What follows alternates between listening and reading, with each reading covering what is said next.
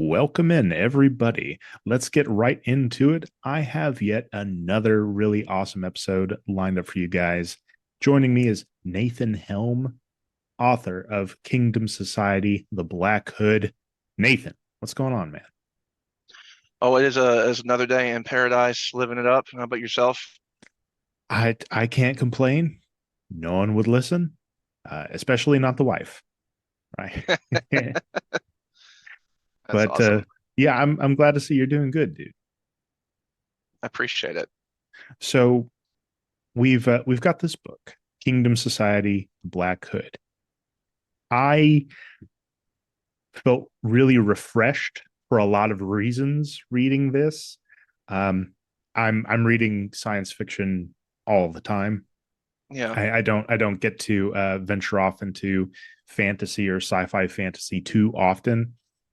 It's mostly, well, if I am, it's very Lovecraftian, or it's some some element that you might find in a Star Trek episode or Stargate or whatever. It's not too fanciful.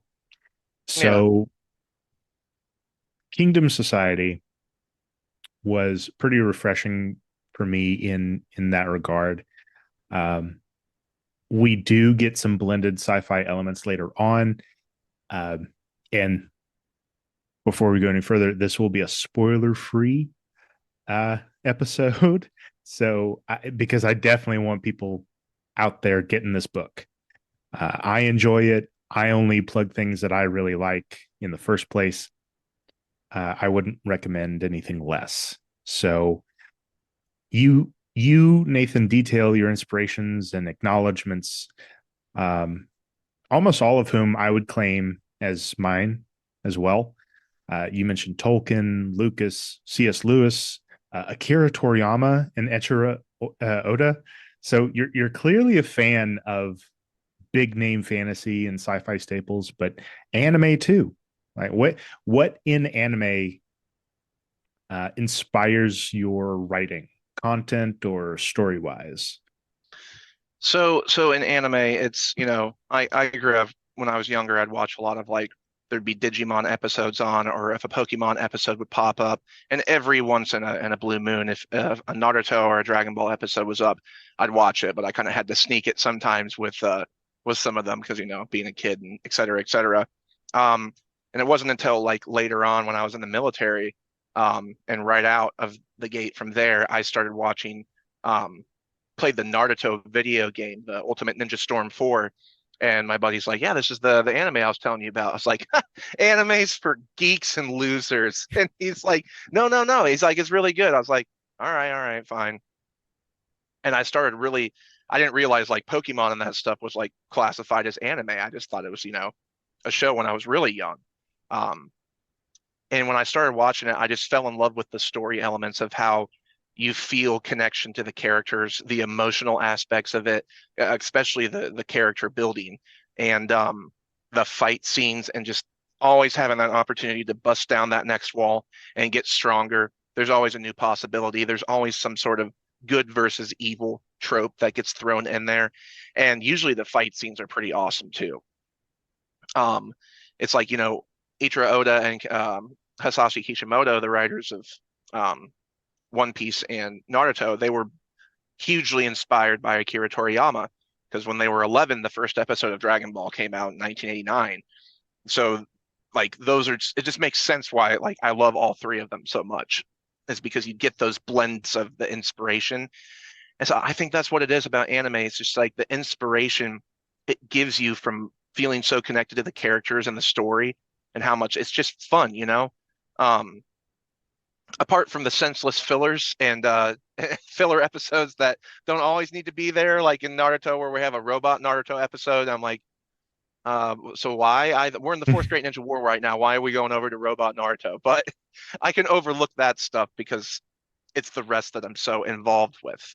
So I think those are the biggest parts that for me when I watch the fights and the systems, like My Hero Academia has a really interesting magic system. All of these different superheroes have different quirks, but there's a give and take. Um, the instructor Aizawa, if he doesn't blink, he can nullify another superhero's ability, but he has to keep his eyes open. And then when he blinks, his powers stop. And there's little things like that yeah. Anyways, I could go on and on. I'm a motor mouth, but um, I think those are the big things about anime is just the way it makes you feel emotionally, and trying to put that into word form. I wanted to be able to do something like that, to have that slapstick comedy, that over the top action, the stories that are not what people are expecting. It's not traditional fantasy. It's not traditional sci-fi. It's kind of like the description I gave. If, Harry Potter and Star Wars, Lord of the Rings and anime all got together and you got all this different crazy stuff going on, but kept consistent within my own universe, was a lot of fun to play around with. Yeah, that kind of hints at something that I'll get to later about the overall feel of the world that we're in this book. Um, I agree 100% about what you're getting at with anime. For me, it's all about the stories, right? Uh, on its surface, you could really terribly describe any anime, and it's going to sound weird. It's going to sound not that great, right? One Piece. There's a like a 15-year-old kid, and he's made out of rubber because of this fruit he ate, and he wants to be a pirate. It's like, all right, okay, well that doesn't. But then you fast forward and you get to say the Marineford arc, and you see Ace get killed, and you cry for days, right? Uh, so I get what you're talking about with the stories. So I don't understand. I maybe because I'm not seeing the forest for the trees, why anime is so successful. I would say like 8 or 9 times out of 10 in giving us such compelling stories. I maybe maybe it's a cultural difference. Maybe it's well, no, that's probably the biggest influence that I can imagine is just being in that part of the world. Um, because you have thousands of authors over here churning out a lot of garbage, but over there, and I'm no stranger to Japanese movies, Korean dramas, things like that. It's all entertaining.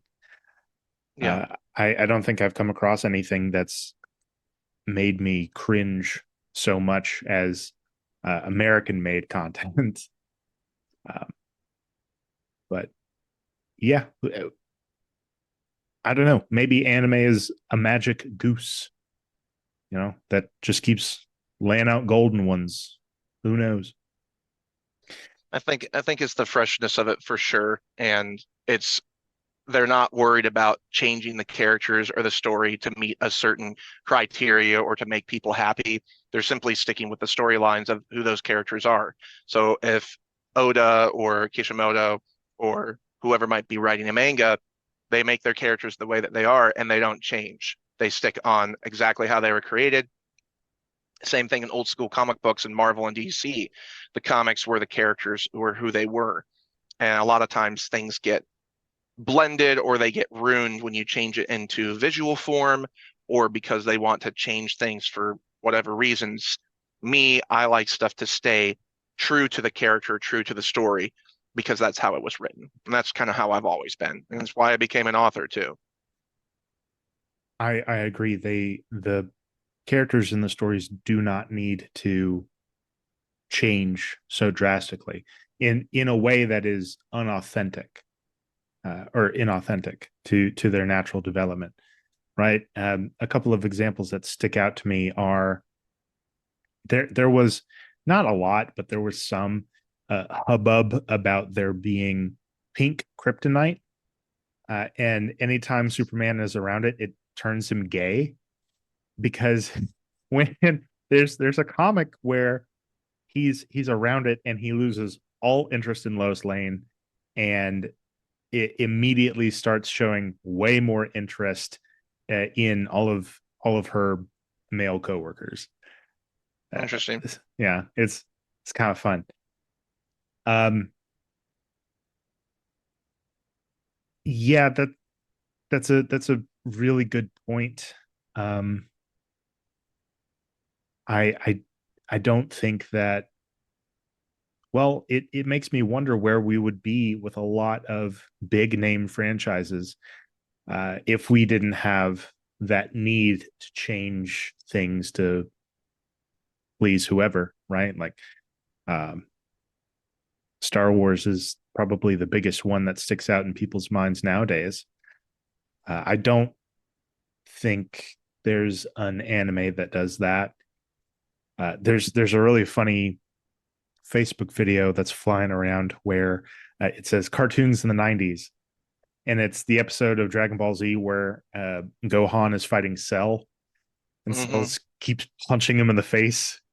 Krillin's looking at Goku like, Goku, aren't you gonna do anything? Goku's just smiling at him. It's like cartoons in the 90s, cartoons nowadays, and it's this kid's cartoon with farm animals, and you have like this child cow that says, I my pronouns are they and them because he is. I'm like, okay, let's go back to the 90s, Yeah. where children are being punched in the face as their father looks on approvingly. That's it's a lot more fun to me. Speaking of If you, pronouns, yeah. something that you have before the story is a pronunciation guide. I very much appreciate that because it's not something that you see in almost any other book.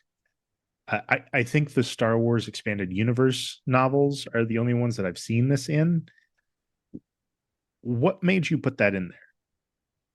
So when I originally published my book back in December of 2022, before I did the rewrite, I had a lot of people calling Eliath Aliath or Aliath, and a lot of other people who were having questions about character names and stuff. So I was just like, all right, I'm going to put a pronunciation guide for the characters, maybe any cities or anything else that might have a very Skyrim Tolkien-esque naming convention. So a lot of my stuff can maybe be a little bit harder to decipher sometimes, as a lot of fantasy names can be. They're spelled in very odd ways. A lot of Sanderson names and a lot of like Martin names and stuff in Game of Thrones and like Stormlight Archives. So it's I was like, this might be not a bad idea. So I threw it in there, and it's going to get expanded upon as the books come out.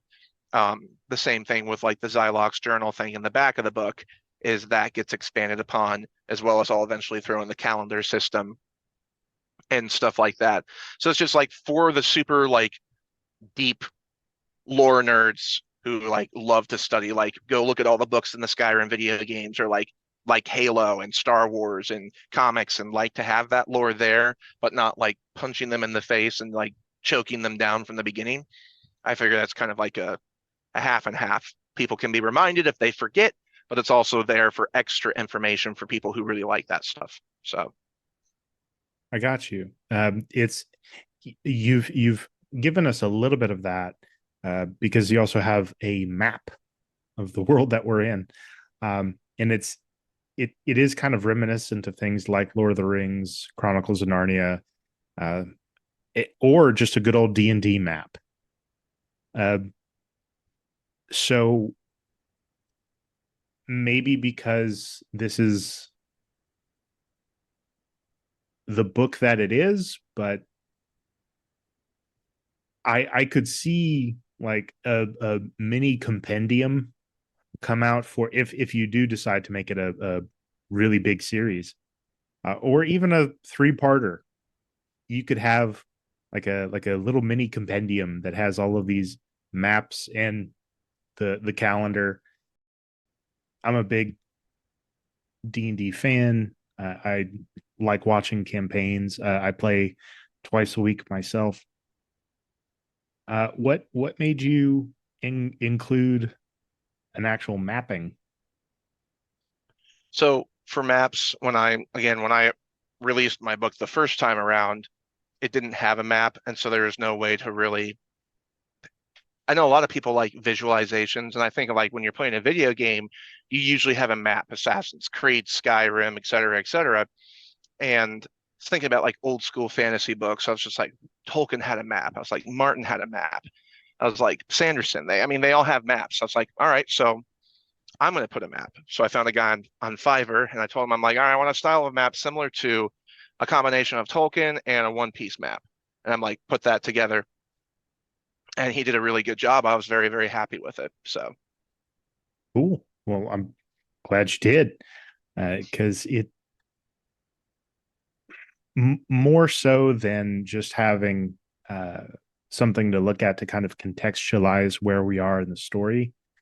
It it kind of makes me, and I imagine the audience at large too, feel involved in the story.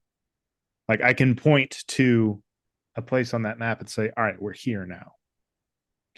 Uh, Keyword being we, right? Because the audience is going along for the ride. Uh, 100%. Something that I like noting, especially when I read fantasy novels, is the kind of names that are used, because it definitely helps flavor the world that we're in. Yeah. And Kingdom Society has got some pretty fun ones for me, right? Like Xyloc and Sindrel. How do you come up with names, dude? Because for me, I always think that they sound stupid when I come up with them, but most of the time other people make them and they sound cool. And I'm like, man, I wish I could do that. Honestly, the way I look at it is I'm just like, anything can sound cool. And sometimes it's just simply changing spelling. So, like with Malice, when I was creating the big bad for my entire series, I was like, he has malice, like the word you think of, Malice. I was like, I'm not going to call him that. So I was just like, Malus. I was like, cool. So some, names have like double meanings of like, I have a character in another fantasy series I'm working on. It's Lord Vicious Raw, vicious. He's vicious, so it's like a pun off of that.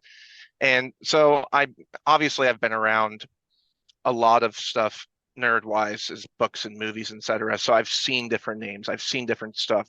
So sometimes I'll take a name, a random one, and I'll just flip the letters around and I'll turn it backwards and I'll end up with a really cool name. I do similar stuff for like my languages if I create a language.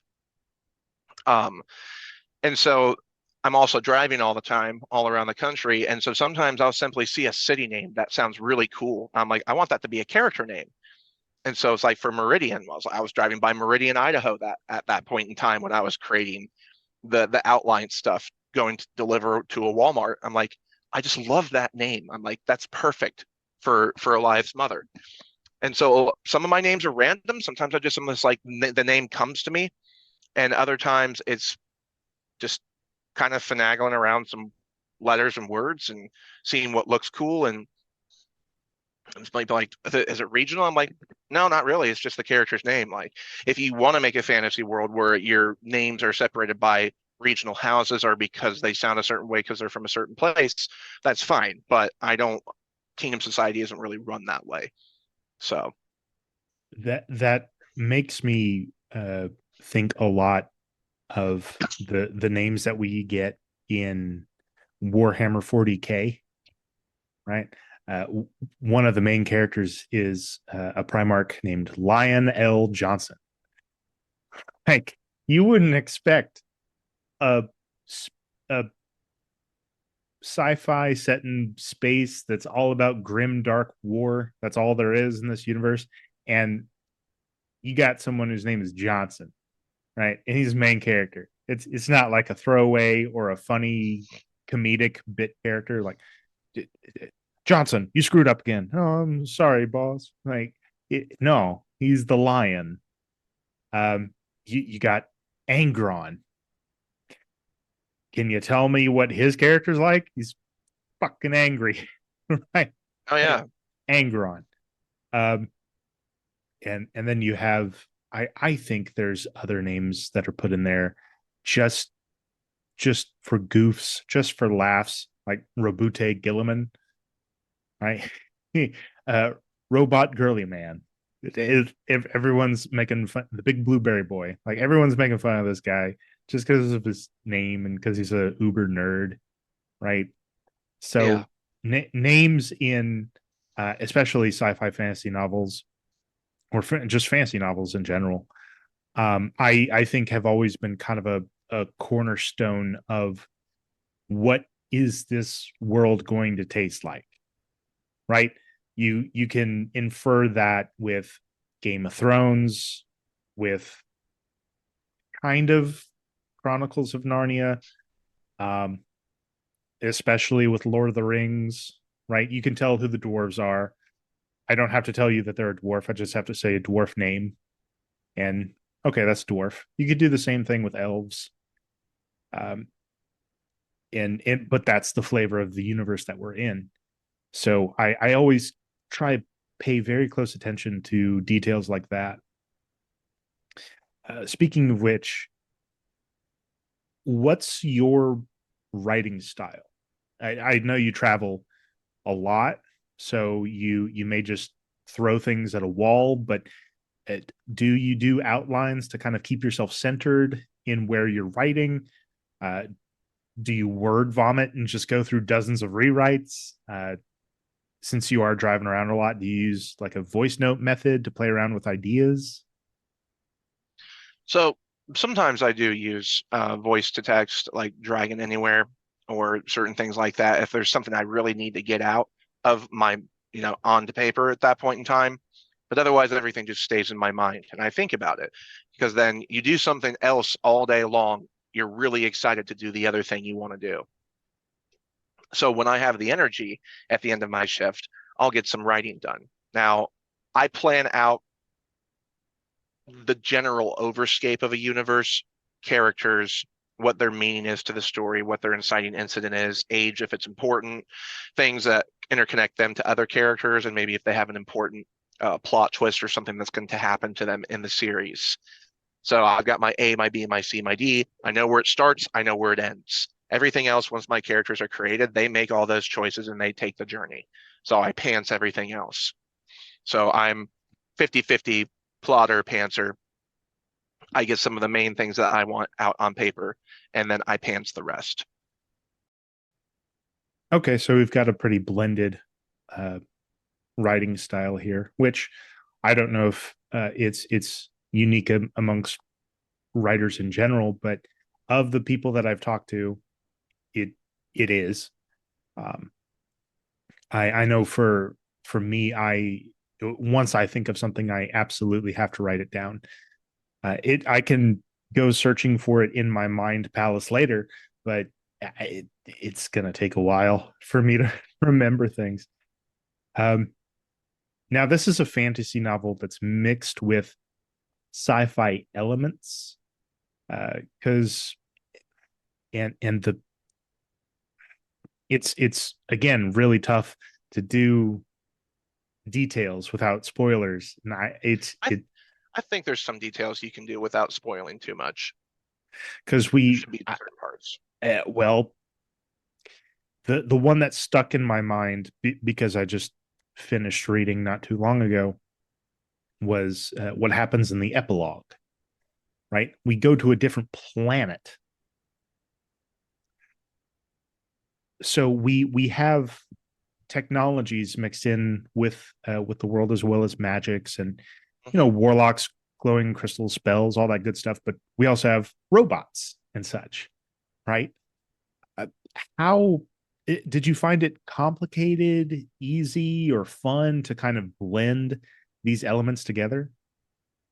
It was a blast, and quite frankly, it just came to me. Like it wasn't something I had to ponder on. Like I said, I've grown up watching so much media and entertainment and everything else that I've seen practically everything. So I have all these things that I've seen from other, books and comics and TV shows where I'm like, oh, that's really cool.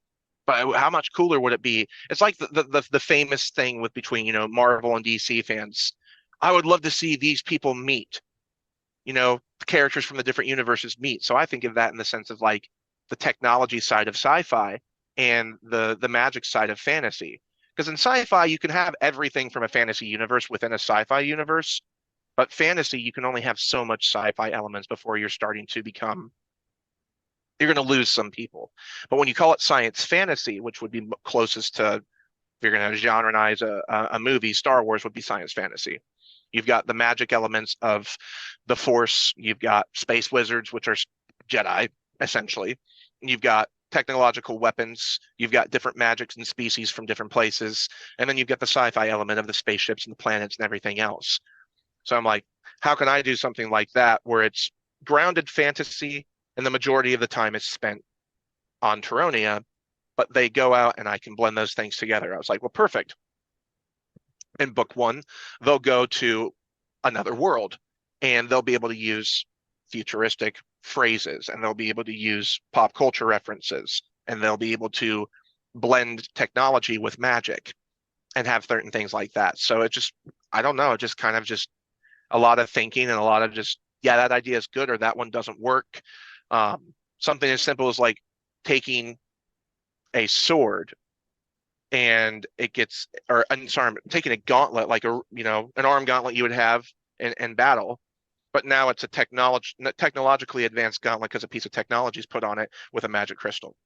And now you've got energy gauntlets, just certain things like that. It's just, I think it's fun to tweak and play with. So Yeah, that is pretty fun. It makes me think of that episode of Boruto in the exams where he's cheating and he has that little wrist gauntlet thing that can shoot yep.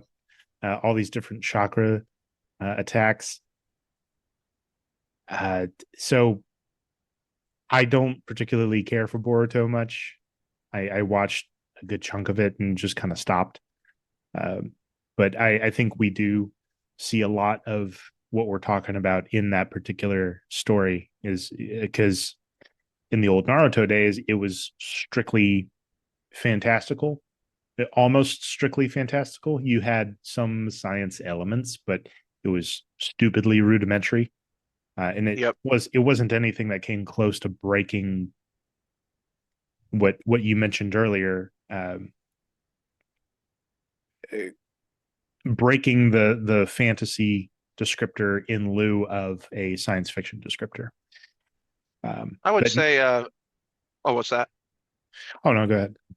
I was just going to say FMA Brotherhood would be a good example of technology and magic together in one universe. Mm-hmm. You know, Edward has cybernetic enhancements, automail, right? You've also got guns. You've also got um, you're on one planet, but it's also like a fantasy world, but you've also got political structures and a lot of things you see heavily in sci-fi. And you've also got these different creatures like homunculus and stuff like that. So I think FMA Brotherhood is blends that science fantasy a little bit. So maybe more Yeah, urban fantasy, um, or something like that, but I don't know.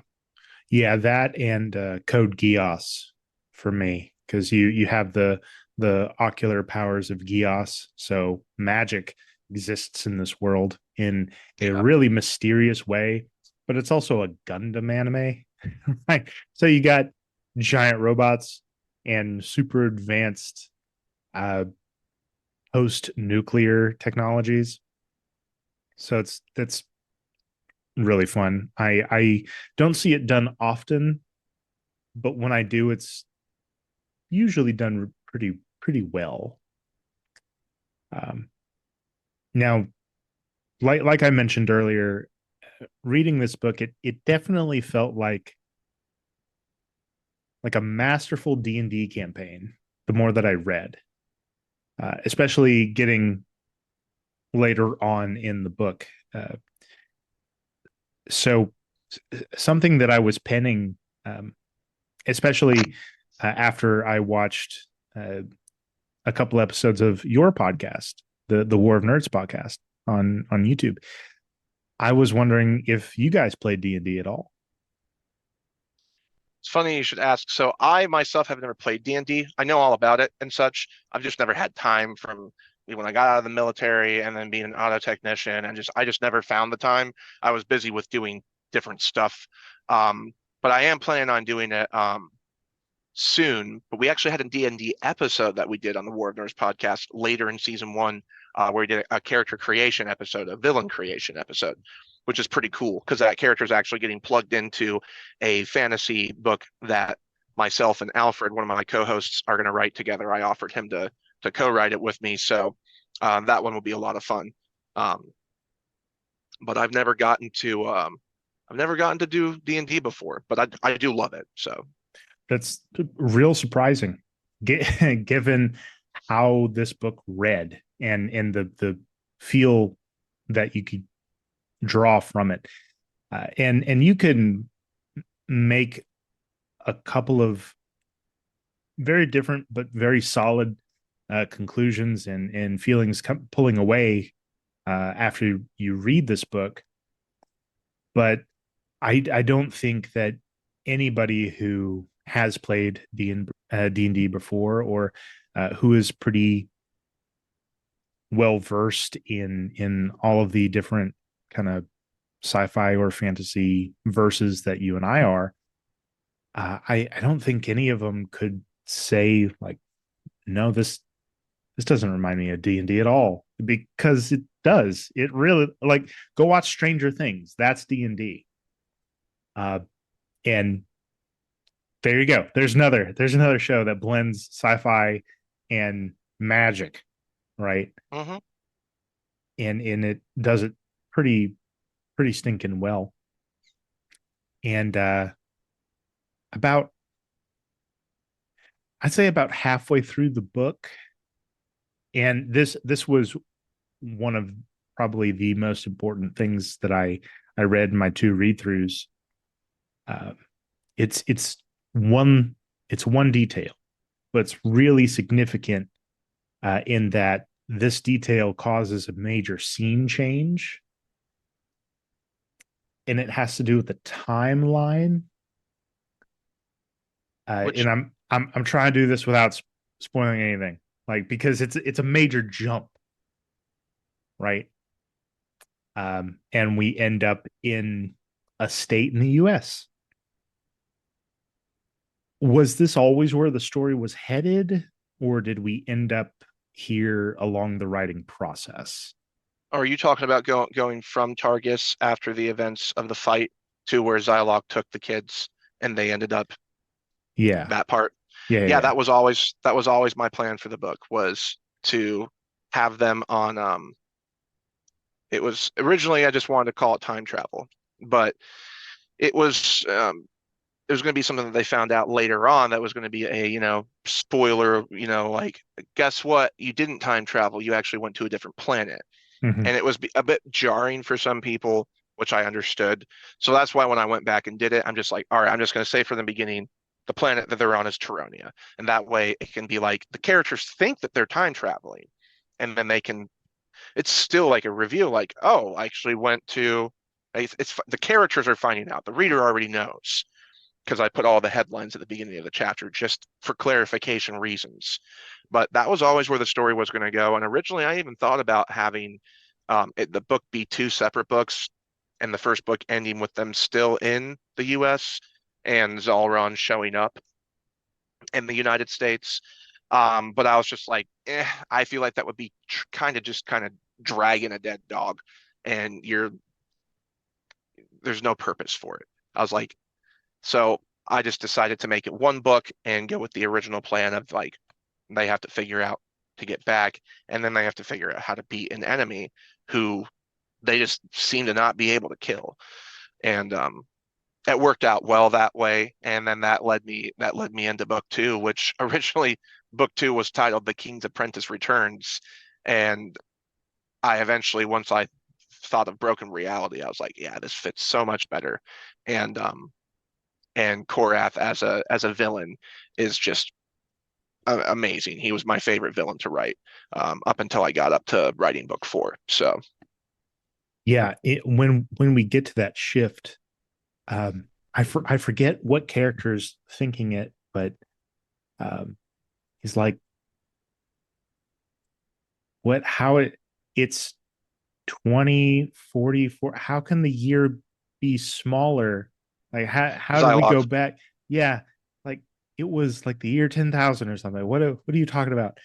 Yep. So being, because I burned through this book, right? So doing that, I'm just going along for the ride as fast as I can. So I admittedly might have missed a detail on Oh, that that's fine. first read through, but I'm going along with Psylocke, and I was like, yeah, how did it because they didn't realize like that the AD and BC thing had happened, or okay, we're Hmm. on we're on Earth now. All right, I got you, because You know, and how that's would they know? You know? yeah, but I think that's a really fun element that the audience gets to experience, that if they don't pick up on absolutely everything their first time through, um, like I did, um, or didn't do, then you're super invested in everything that the characters are finding out in this new environment. And oh, wait a minute, we're in the States. Why are we in the States? Oh, okay. Are we forward in time? Are we backwards in time, possibly? And then you find out later on, oh, okay, we're planet hopping. Hmm. Gotcha. Okay. Now it's, where are we now? Oh, Gamma 5. Oh, there's robots. Shit. Cool. So you had mentioned book two. For me, reading everything at the end, reading through the epilogue. Well, now I need book two. Eh, It's not going to take me much time to get it out because it's already written. So the thing is, I rewrote the first book to do what I wanted to do with it.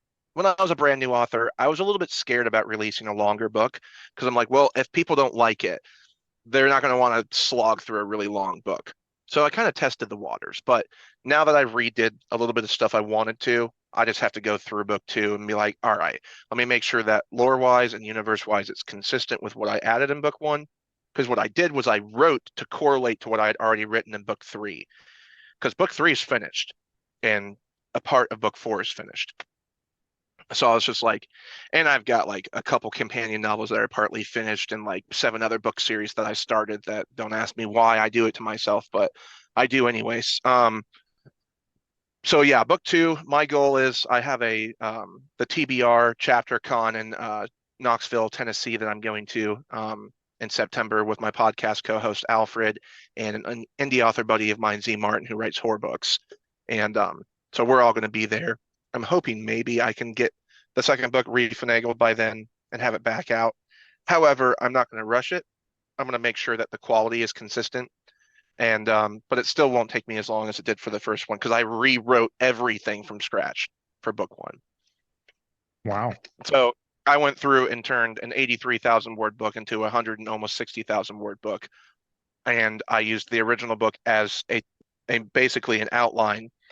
And some of the stuff from the original stayed. The storyline remained the same, but basically it's like in the original you would have been going to something else, and then the new edition, when you had left that scene originally, you're getting to see the stuff that happened in between to slow it down a little bit, to make the pacing better, and to have more time with those characters. So, to give you an example, since you've read it, when they went to the future in this book, it was around chapter 17, chapter 18 ish. And the original book, chapter 6, was called The Creation of Zane Technologies. So, chapter 3 was Merrick's decision. Chapter 4 was the Black Hood fight. Chapter 5, Merrick was taken over. Chapter 6, you're in the future. And that only lasted for about 5 chapters. Mm-hmm. The book was only 24 chapters long. So, Oh, it's yeah, like gotta, it's twice as long. So, yeah. um, but the pacing I felt still I kept the pacing good. I'm a quick paced long style writer, so my pace is still quick. So 160,000 words, to give you an example, is the same length as The Prisoner of Azkaban for Harry Potter. So it's that's about the same length, but I like to keep the pacing as quick as I can, so I'm not slogging people. I'll slow it down when I need to for lore purposes, or if there's an important conversation that needs to happen, or there's important training. Just like anime, you have to train before you can just go fight the bad guy, unless the training gets cut short and then they go fight and they get their butt kicked, and then something else has to happen in order for them to beat said bad guy. Um, so I had a lot of fun doing that, and I really want to get the series done by next year, which I think I can. Um, book one's The Black Hood, book two, Broken Reality, book three, Rise of the Shadow Knight. And if you are one, like you said, you pay attention to the small details, then the Shadow Knight should mean something to you, um, from Meridian's story. And then book four, The Path of Annihilation, which is, if the name Merlin means anything to you, then there's a slight spoiler for you. Like, not really, but. And then book five is The Dragon Games, and book six is The Promised Land. So everything that I put in my books is has a meaning, whether it's a breadcrumb or an Easter egg or something that is going to, like the word the Promised Land. I dropped that in book one. That's the title of the last book. The Dragon Games. Well, Malice is the dragon god. So, every villain along the way is going to be able to do a little bit of what Malice can do with the entire Allstone together. So it's just like, I liked it. That did the Harry Potter approach method. It was like little villain, little villain, little villain, big bad, lead up. Um, so I have fun doing that, but it's they just get crazier as they go. The sci-fi element of it gets a lot stronger, especially with planet hopping. You've got spaceships.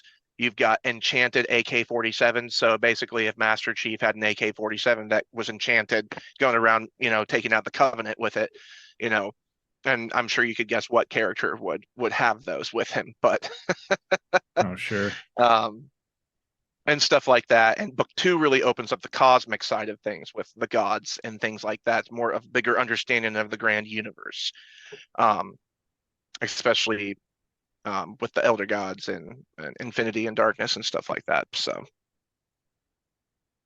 Man, now I really need book two.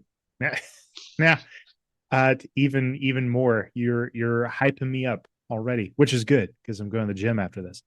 Um, there you but go. one thing that I did want to ask you about, because you, especially now, learning what kind of author you are, a lot of heavy criticism that is flying around for modern sci-fi fantasy or fantasy is of the writers' rooms for any franchise, right? One that recently got a lot of really well-deserved praise is the team behind Godzilla Minus One. It's an amazing movie. It's a Japanese movie.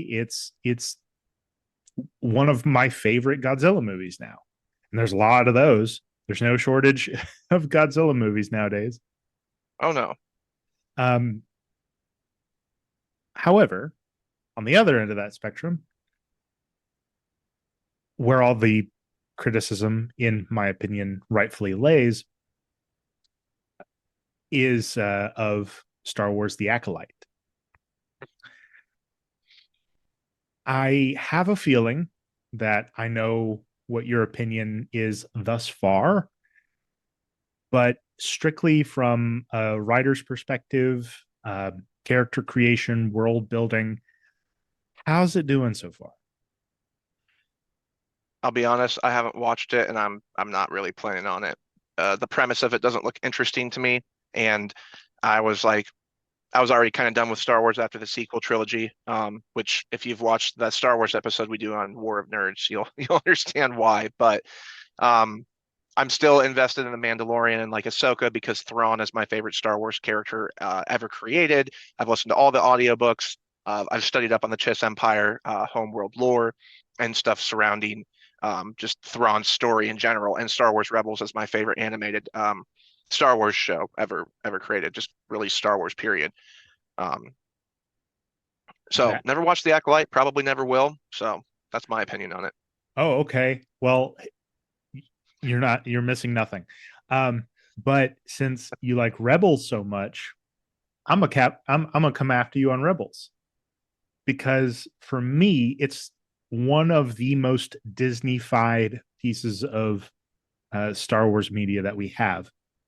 I think it was a huge mistake to ditch the Clone Wars style of animation in lieu of a much more rounded, soft feeling, um, very color book esque style of animation. Mhm. Whereas with Clone Wars, you had a lot of sharper angles, dark shadows. It felt much more heavy and I don't want to say realistic. I want to say a word that's maybe a couple of steps away from realistic, but because it is a cartoon and it is Star Wars.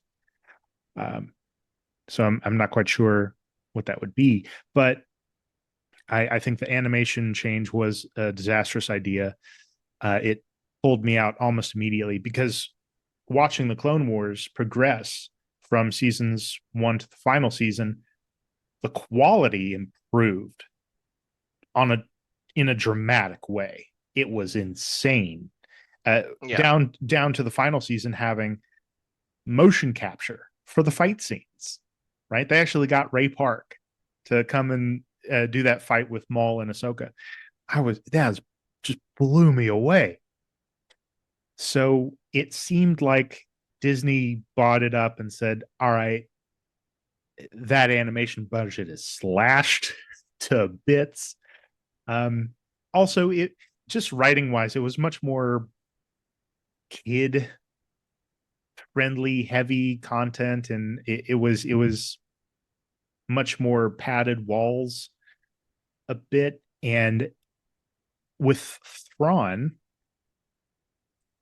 some of the first books that I read were the Thrawn trilogy and the Thrawn duology. Um, Now that Thrawn is a guy that uh, blockades Coruscant with invisible asteroids. That Thrawn finds a mountain with this clone dark Jedi that can snap his neck like that, and he tricks him and gets him to work for him. He leads like a small cadre of ships and he wins every battle that he's in, no matter the overwhelming numbers. And he, but then Rebels Thrawn can't do diddly against a small band of outlaws and have Thrawn in Rebels.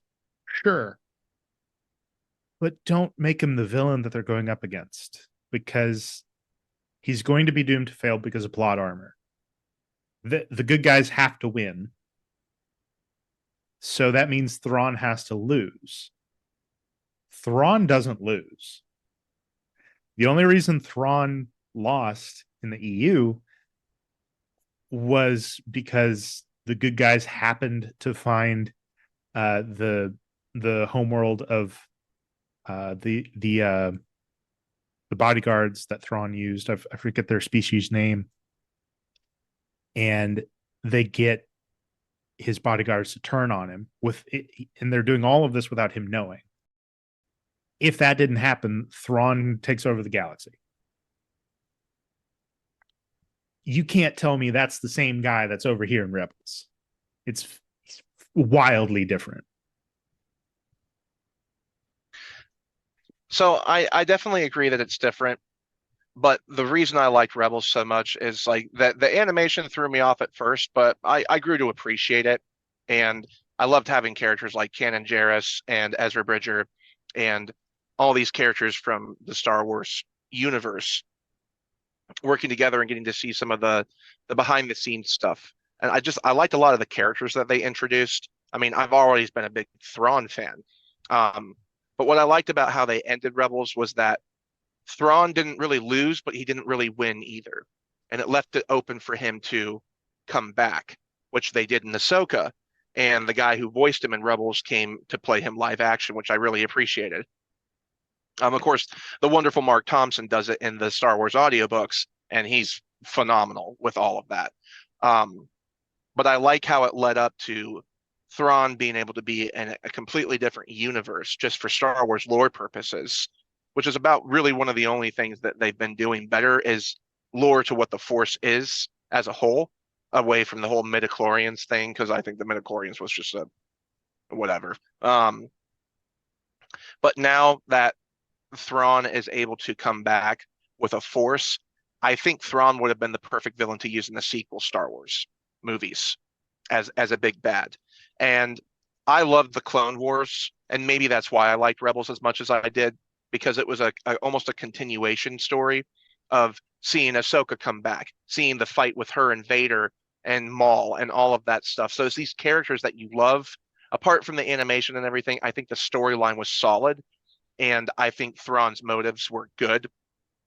You're always going to have a disconnect between books and TV shows, I feel like, to a certain degree.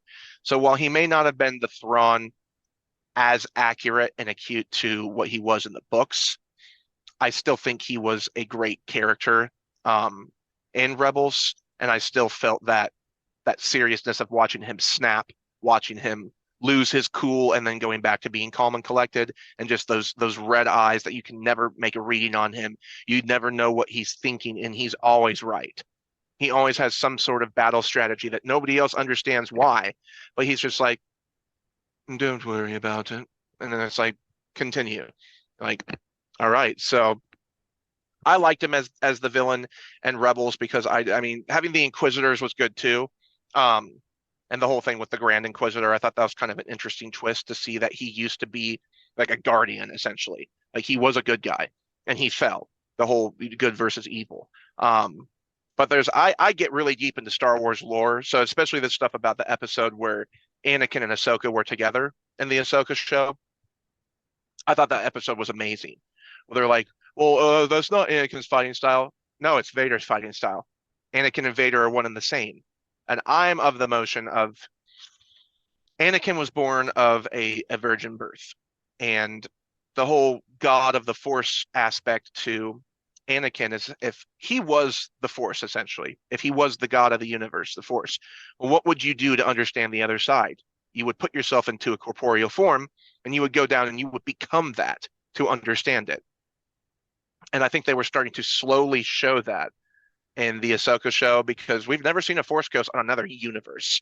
We've seen it within our Star Wars universe, but going past the outer reach to another complete universe, we've never seen Force Ghosts. So it makes me wonder, well, how could Anakin show up as a Force Ghost in another universe unless he is the Force itself? So those are just reasons why I appreciate Rebels and love it so much. I probably like it and the Clone Wars just about as much as each other, but I love Rebels because of Kanan Jarrus and because of Ezra Bridger. I mean, I based one of my characters partially off of Ezra Bridger, so yeah, I just love the characters in Rebels, and I love the extra backstory about Mandalore and the Mandalorian War because the old Republic Star Wars books are great too. Revan, Deception, Annihilation, all of that. So yeah, so I enjoy Rebels. See, Rebels did, and this is a problem that most of Disney Star Wars has. Rebels made things feel so small, like in a scenery or backdrop kind of a way.